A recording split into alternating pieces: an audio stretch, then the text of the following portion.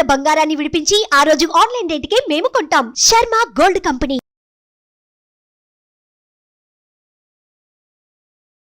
నమస్కారం దత్తగారు. నమస్తే అమ్మా. దత్తగారు, మృగశిర నక్షత్రం వారి యొక్క గ్రహ గమనాలు ఎలా ఉండబోతున్నాయి? వారికి ఏ గ్రహ బలం ఉంటుంది ఎక్కువగా అంటారు? వాళ్ళు చేయవలసిన పనులు ఏంటి? అండ్ వాళ్ళకి ఏ గ్రహాల నుంచి అనుకూలత ఎక్కువ ఉందంటారు? శ్రీమాత్రే నమః. అందరికీ నమస్కారం. మృగశిర నక్షత్రానికి సంబంధించి మనం తెలుసుకుంటే కనుక సంఖ్య 5 అన్నమాట. 5 సంఖ్య మృగశిర నక్షత్రానికి వర్తిస్తూ ఉంటుంది. అయితే ఈ నక్షత్రానికి ఉన్న ప్రత్యేకత ఏంటిది, ఈ నక్షత్ర స్వభావం ఏంటి అనేది మనం తెలుసుకుంటే కనుక ఈ నక్షత్రానికి వారు ఏంటంటే కుజుడు అధిష్టాన దేవత. మృగశిర నక్షత్రానికి అధిష్టాన దేవత ఎవరయ్యా అంటే కుజుడు. కుజుడు ఏం చేస్తుంటాడు? క్రోధకారకుడు, ఆవేశకారకుడు, ప్రేమకారకుడు, దయాకారకుడు. ఇలా చూసుకుంటే కనుక కుజుడి యొక్క తత్వం అనేది బాగా ఎక్కువ ఉంటుందన్నమాట. అదేవిధంగా జాతకపరంగా వీరి స్వభావం ఎలా ఉంటుందంటే అందరితో కూడా ఉన్నట్టు మాట్లాడేయడం, వాళ్ళు ఏదో అనుకుంటారనో అదేం ఉండదన్నమాట. ఏదైనా సరే మంచిగా నచ్చితే నచ్చిందని చెప్తారు, లేదంటే నచ్చలేదని చెప్పేస్తారు, ఉన్నట్టు మాట్లాడేస్తారు. కానీ వీళ్ళలో దయాగుణం ఎక్కువ ఉంటుంది. ఏదైనా సరే దానం చేయాలి, 10 మందికి ఇవ్వాలి, ఇస్తేనే బాగుంటుందనే స్వభావం కొద్దిగా అధికంగా ఉంటుంది.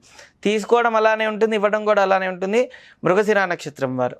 అదేవిధంగా వీరి యొక్క తత్వం చూసుకుంటే కనుక మరి భూమి తత్వం ఎక్కువ ఉంటుందన్నమాట.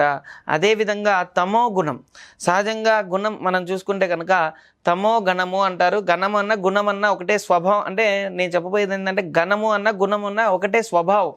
అంటే వాళ్ళ యొక్క తత్వం గురించి చెప్తున్నాం. వాళ్ళకి ఎక్కువగా ఎవరిని కొడదామా, ఎవరిని తిడదామా, ఎవరితో గట్టిగా మాట్లాడదామా అంటే అనవసరంగా వీళ్ళెవరి జోలు వెళ్ళరు, వీళ్ళ జోలు వస్తే మటుకు ఊరుకోరు. అలాంటి స్వభావం, ఖచ్చితంగా గొడవలైనా సరే పర్లేదు అనుకుంటే స్వభావం ఎక్కువ ఉంటుందన్నమాట వీరి తత్వం అలా ఉంటుంది. అదేవిధంగా దైవతా సంబంధించింది గణం. దైవతా సంబంధించిందంటే ఏ మాట అయినా సరే ఇందాక మనం అన్నాం, తమో గుణం ఉన్న వ్యక్తి ఎప్పుడు కూడా ఎవరిని కొడదామో ఎవరిని తిడదామని ఆలోచించినప్పటికీ కూడా తమో గుణం వేరు, తమో గణం వేరు. తమో గణం. అదేవిధంగా దైవతా గణం.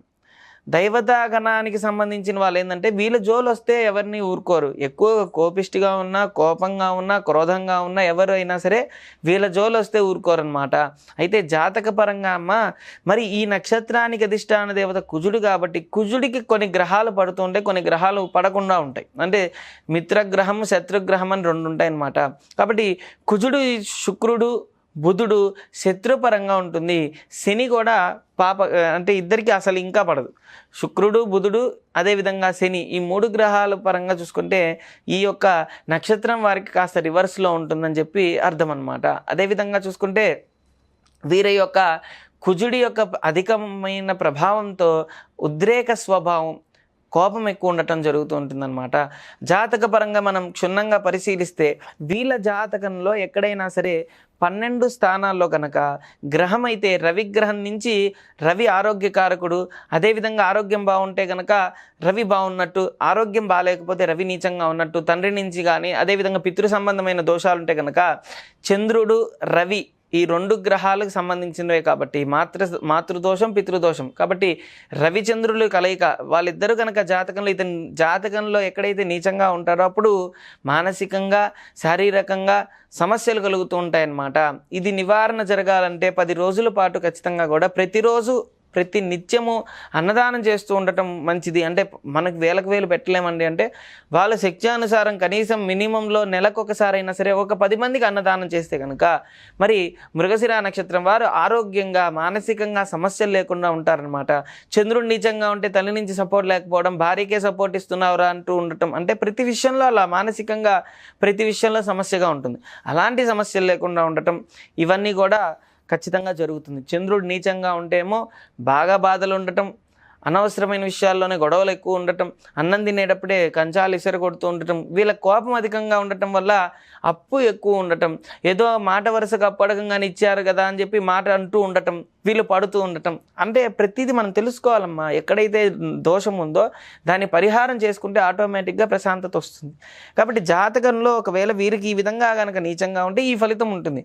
కాబట్టి కుజుడు నీచంగా ఉంటే రుణం ఎక్కువ ఉండటం, అదేవిధంగా రుణబాధ ఎక్కువ ఉండటం, ప్రతి నిత్యం కూడా సహజంగా కొంతమంది ఏంటంటే 10 రూపాయలు అడిగితే డబ్బులు రాకుండా కూడా ఉంటాయి, కానీ వీరికి డబ్బులు అడిగితే అధికంగా వస్తాయి. అప్పు పరంగా తీర్చడం కష్టంగా ఉంటుంది, రావడం ఎంత ఈజీగా వస్తాయి, కట్టడం చాలా కష్టం, కానీ వీరికి ఇంకా అధికంగా కష్టంగా ఉంటుంది. కానీ ఆ విధంగా ఉంటుందన్నమాట. అంగారకుడి యొక్క జాతక పరంగా వీళ్ళకి నీచంగా ఉంటే ఈ విధంగా ఇబ్బందికరంగా ఉంటుంది. మనస్పర్ధలు, కోపం, ఆవేశం ఎక్కువ ఉండటం, చేసే దానిలో స్థితి లేకపోవడం, ప్రజ్ఞత లేకపోవడం అలా జరుగుతుందమ్మా. అదేవిధంగా బుధుడు నీచంగా ఉంటే వ్యాపారంలో అవ్వచ్చు, ఉద్యోగంలో అవ్వచ్చు. సహజంగా ఇందాక మీకు చెప్పాను, వీళ్ళు ఏ స్వభావం అంటే లోపల ఒకటి బయటకు నటించదు, ఉన్నట్టు మాట్లాడేస్తారు కదా. కాబట్టి జాబ్ విషయంలో చాలా జాగ్రత్త పడాల్సిందే. అంటే చాలా వరకు కూడా ఏంటంటే బుధుడు ఉద్యోగ కారకుడు. మనం చూసుకుంటే ఉద్యోగం సరిగ్గా ఉండాలన్నా, చేసే ఉద్యోగంలో కూడా ప్రమోషన్ రావాలన్నా, మంచి స్థితి కలగాలన్నా మనం క్రోధం కానీ ఆవేశం కానీ అన్ని కంట్రోల్ ఉంచుకుంటేనే బాగుంటుంది. ఎప్పుడైనా సరే మన జాతకంలో గ్రహాలు నీచంగా ఉంటే పక్కవాడి మీద తొయ్యకూడదు, అంతే కదమ్మా. ఇప్పుడు మన జాతకంలో నీచంగా ఉంది, మన గ్రహం బాగాలేకపోతే మన జాబ్లో మనకు గొడవలు అవుతుంటాయి. ఇప్పుడు 10 మంది జాబ్ చేస్తూ ఉంటారమ్మా, 10 మందిలో వాడు 10 మందితో బాగున్నాడు, మనతో బాగాలేదంటే కారణం ఏంటిది? మన జాతక పరంగా నీచంగా ఉన్నట్టు. అదేవిధంగా జాతక పరంగా నీచంగా ఉన్నాడని ఆలోచించి మనం ఆ జాతక సంబంధించింది ఏదైనా చిన్న చిన్న గ్రహాలు చేసుకుంటే సరిపోతుంది, కానీ పక్కవాడి మీద దోస్తే ఉపయోగం లేదు. కాబట్టి బుధుడు నీచంగా ఉంటే వీరికి ఎండి కానీ వీరికన్నా పెద్ద పై పోస్టులు చేసే, అసలు లెక్క ప్రకారం వీరు రావడమే పెద్ద పోస్టులు వస్తాయి, కానీ వీరి చేతులారా చెప్పాను కదమ్మా, చేతులారా కోపం అవ్వచ్చు, ఆవేశం అవ్వచ్చు, దాని ద్వారా వచ్చే అవకాశాలన్నీ కూడా చెడగొట్టుకోవడం జరుగుతూ ఉంటుంది అనమాట. బుధుడు నీచంగా ఉంటే అలా జరుగుతుంది. వ్యాపారం అవ్వచ్చు, ఉద్యోగం అవ్వచ్చు, ఇలా ఇబ్బంది ఉంటుంది. అలాంటిది జాగ్రత్త పడుతూ ప్రతి నిత్యము కూడా ఏం చేసుకుంటే బాగుంటుంది అనేది చెప్దాం. బుధుడికి సంబంధించిన విష్ణుమూర్తి సంబంధించిన విష్ణు సహస్రనామం కానీ విష్ణుమూర్తి ఆరాధన చేయడం కానీ చాలా ముఖ్యం కూడా. అదేవిధంగా జాతక పరంగా మృగశిర నక్షత్రం వారికి గురువు నీచంగా ఉంటే ఏమవుతుంది? సహజంగా ఇందాక చెప్పుకున్నాం, శత్రుత్వం గురించి చెప్పుకున్నాం. మిత్రపరంగా చూసుకుంటే మిత్రగ్రహం ఏంటి అంటే కుజుడికి గురు మిత్రత్వం. ఎప్పుడు కూడా చదువు బాగానే ఉంటుంది, అన్నిట్లో బాగుంటుంది, అయితే జాబ్ పరంగా ఇబ్బంది కలుగుతూ ఉంటుంది. ఎంతో చదువుకున్నానండి, చేసే జాబే రావట్లేదండి అనే అవకాశాలు ఉంటాయి. కాబట్టి అలాంటివన్నిటికి కూడా మరి బుధుడు కారణం. బుధుడు నీచంగా ఉంటే ఇలా జరుగుతుంది. అయితే చదువు రావాలన్నా వీరికి జాతకంలో ఒకవేళ గ్రహంలో గురువు నీచంగా ఉంటే చదువు రాకపోవడం, చదువు పరంగా ఇబ్బందులు పడుతూ ఉండటం, సార్స్తో పెద్దవాళ్ళతోనే గొడవలు పడుతూ ఉండటం, ఉపాధ్యాయులు అంటే ఏంటమ్మా మనకి చదువు చెప్పే గురువులు, అలాంటి వాళ్ళని కూడా వీళ్ళు కొడుతూ ఉండటం, తిడుతూ ఉండటం, వీళ్ళు నోటికి వచ్చినది మాట్లాడడం జరుగుతుంది. కొంతమంది అయితే ప్రేమగా ఉండటం, అంటే మనం గమనించాల్సింది చెడు కాదు మంచి కూడా ఉంటుంది. ఎప్పుడైతే వీరికి గురువు కనుక మంచి స్థితిలో ఉంటే ఎవరైనా సరే గురువు మంచి మాట చెప్పంగానే వీళ్ళకి అర్థమైపోవడం, ఈ విధంగా పాటిస్తూ ఉంటాను అనుకుంటూ ఉండటం, ఆ విధంగా చేస్తే కనుక మంచి సక్సెస్ సాధిస్తారనమాట. గురు బోధ అనేది వీళ్ళకి చాలా వరకు మంచి యోగదాయకంగా ఉంటుంది. అది ఎవరైనా సరే మన వాస్తవంగా నడుచుకుంటూ వెళ్తుంటే ఒక ఆయన ఏదో చెప్పాడు, ఈ విధంగా అన్నదానం చేయమనో లేదంటే ఇది చేయమన్నాడు, అది చేసి చూస్తే వాళ్ళకి ఖచ్చితంగా సక్సెస్ సాధిస్తారు, ఏ విషయమైనా సరే, ఎవరైనా సరే. కాబట్టి ఆ విధంగా చేస్తే గురువు బలం పెరుగుతూ ఉంటుంది. అదేవిధంగా శుక్రుడు జాతకంలో నీచంగా ఉంటే భార్యాభర్తల మధ్య ప్రేమ లేకపోవడం, సఖ్యత లేకపోవడం, గొడవలు అవుతూ ఉండటం, మనస్పర్ధలు రావడం అని జరుగుతూ ఉంటాయి. అదేవిధంగా స్త్రీ సంబంధించిందే ఇతనికి ఎండి కానీ పెద్ద పోస్టులు అందరూ కూడా ఇతనికి సంబంధించింది మెయిన్గా స్త్రీలు ఉన్నారనుకోండి, అంటే జాతకంలో శుక్రుడు నీచంగా ఉంటే వాళ్ళ వల్లనే నీచపడుతూ ఉంటాడు. అంటే జాబులో పోగొట్టుకుంటాడు, అదేవిధంగా ఇంట్లో గొడవలు అవుతూ ఉంటాయి, ఇవన్నీ జరుగుతాయి. అదేవిధంగా శుక్రుడు మంచిగా ఉన్నాడు అనుకో అమ్మ, మంచి స్థితి కలుగుతుంది, వాళ్ళ ద్వారానే బాగుపడతాడు, వాళ్ళ ద్వారానే లైఫ్ టర్న్ అవుతుంది, ఖచ్చితంగా బాగుంటుంది అనమాట. కాబట్టి శనిగ్రహం జాతకంలో నీచంగా ఉంటే, అంటే మనకి నీచంగా ఉన్నది మంచి గ్రహం మనం తెలుసుకున్నాం అనుకోండి, ఈ గ్రహం నాకు బాగాలేదు అని అర్థమైపోతుంది. ఈ వీడియో చూస్తే నాకు తెలిసి 100% అర్థం అవ్వాలని ఇంత చెప్తున్నాం. కాబట్టి శనిగ్రహం కనుక నీచంగా ఉంటే మోకాల నొప్పులు రావడం, కాళ్ళ నొప్పులు రావడం, అనవసరంగా టెన్షన్స్ పడుతూ ఉండడం, ప్రతిదానికి మంచిగా 10 మందికి చెప్తూ ఉన్నా కానీ వాళ్ళు అర్థం చేసుకోక వీళ్ళని తిడుతూ ఉండటం, ఇవన్నీ జరుగుతాయి శని నీచంగా ఉంటే.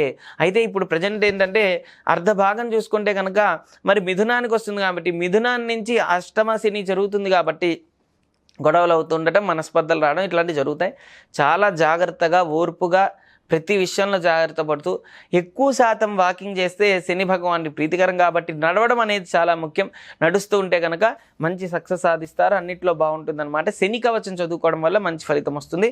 రాహుకేతువులు చూసుకుంటే కనుక మెయిన్గా స్థిరత్వకారకుడు.